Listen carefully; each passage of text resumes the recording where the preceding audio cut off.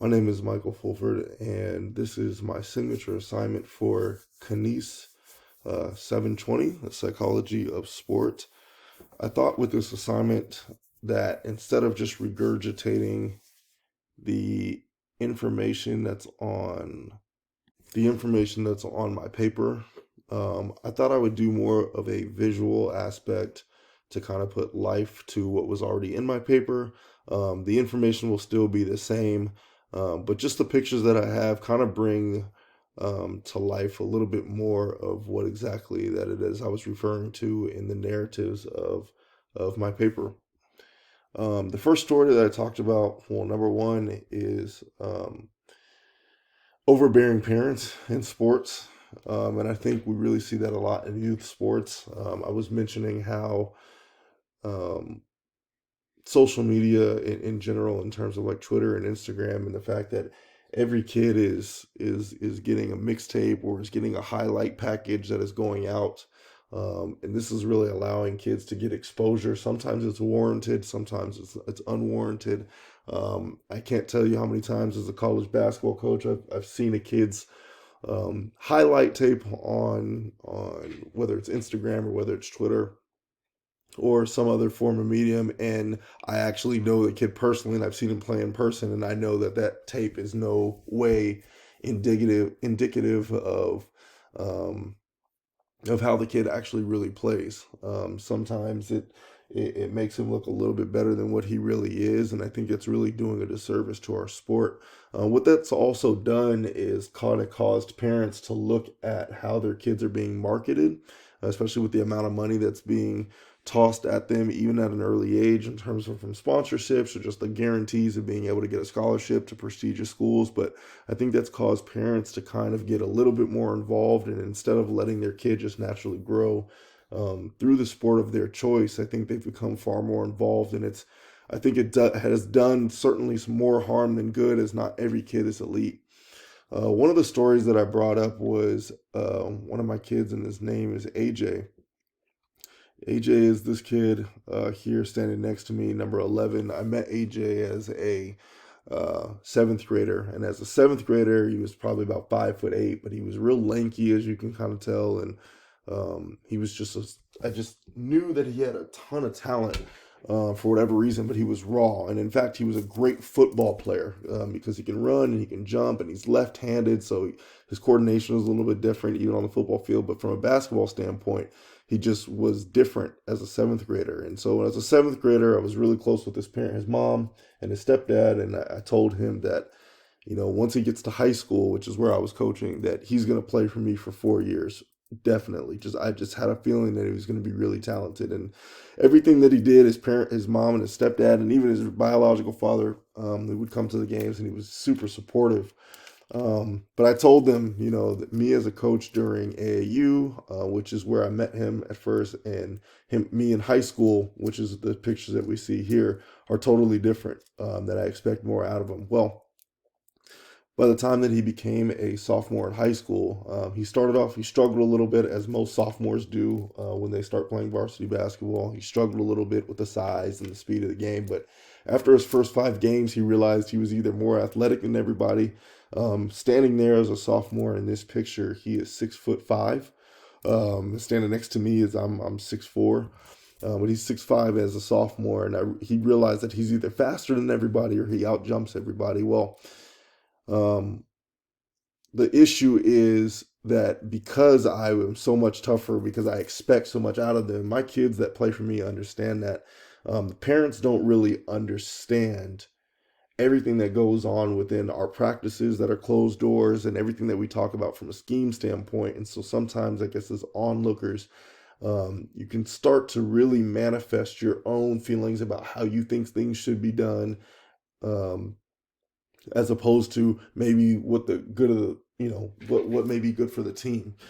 So there were so many instances in which I'm really coaching AJ for his character, because I knew the talent was there, and I knew that the notoriety would come, but it's not about what he does his sophomore year, but more so developing him as a junior and a senior. So there were many times where we'd be playing a game and he would let his emotions get the best of him. And it wasn't because of anything necessarily that it would happen on the floor, but it would more so be because of what was happening in the stands. He would hear his stepdad yelling to tell him to do certain things on the floor. He'd hear his mom screaming to do things on a certain floor. And even though he knew that those things weren't right necessarily, he would just more so be irritated with the fact that he was hearing constant screaming. And so sometimes he would do what they would want him to do just to get them to stop talking and stop yelling.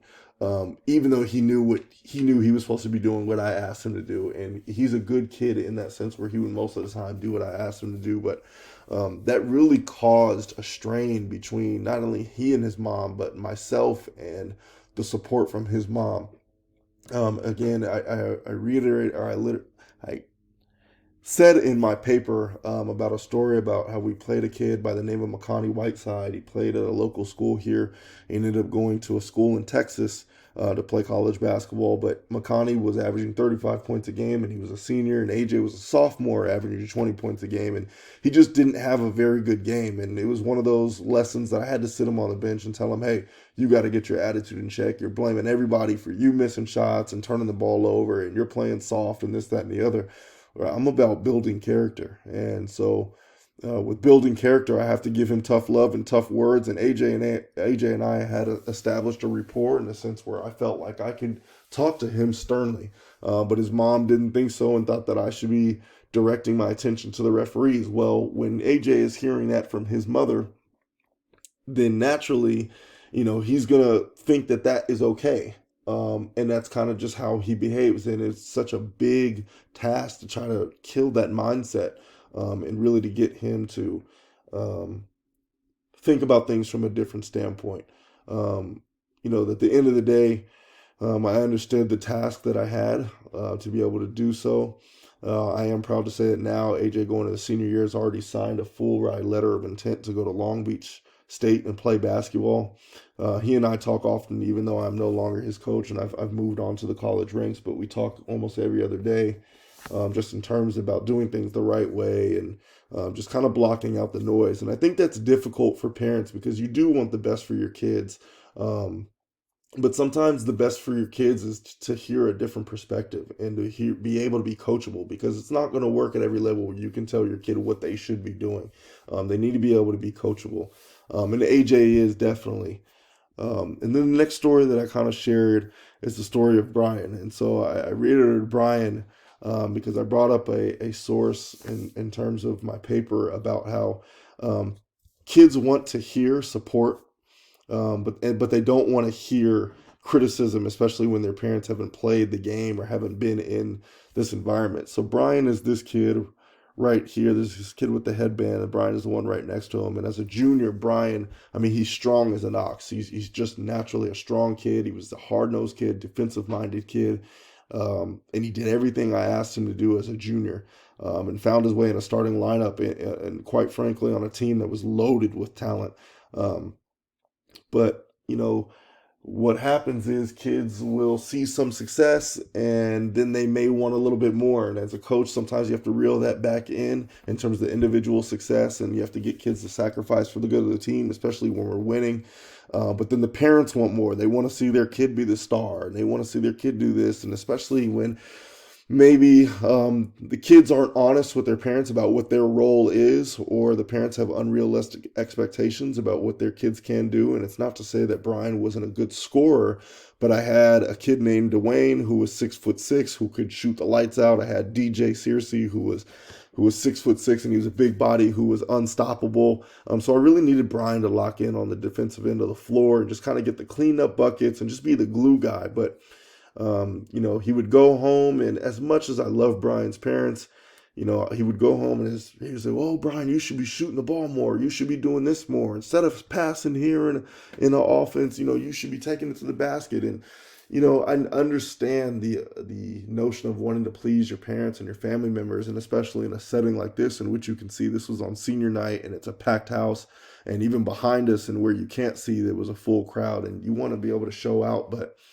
Um, I don't think parents understand, especially if they've never been a coach before. I don't think parents understand um,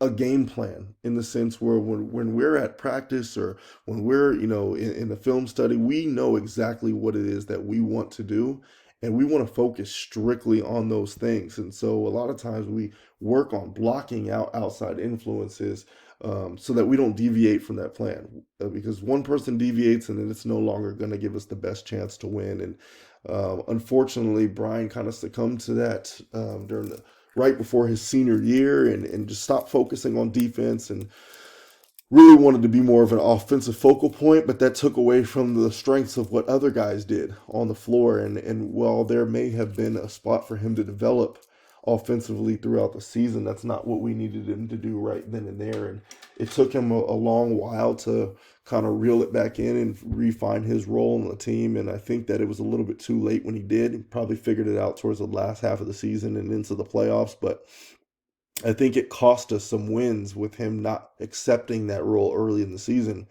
And him and I obviously are close now, and we talk about it all the time now, and he understands it. But I think, if I could go back, I would have probably a mid-season meeting with parents and just understand, hey, these are the parent expectations, not in a malicious way. I know you guys love your kids and you support the program, but these are what the kids needs, and this is what the kids needs in terms of how to support, and some of the things that may be detrimental to them focusing fully on the floor.